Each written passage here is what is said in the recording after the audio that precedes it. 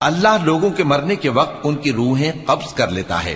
اور جو مرے نہیں ان کی روحیں سوتے میں قبض کر لیتا ہے، پھر جن پر موت کا حکم کر چکتا ہے ان کو روک رکھتا ہے، اور باقی روحوں کو ایک وقت مقرر تک کے لیے چھوڑ دیتا ہے۔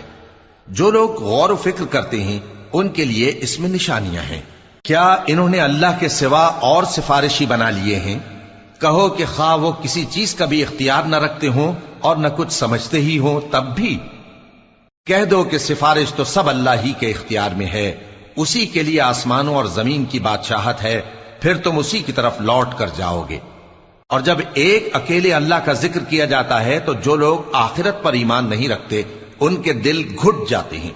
اور جب اللہ کے سوا اوروں کا ذکر کیا جاتا ہے تو فوراً خوش ہو جاتے ہیں۔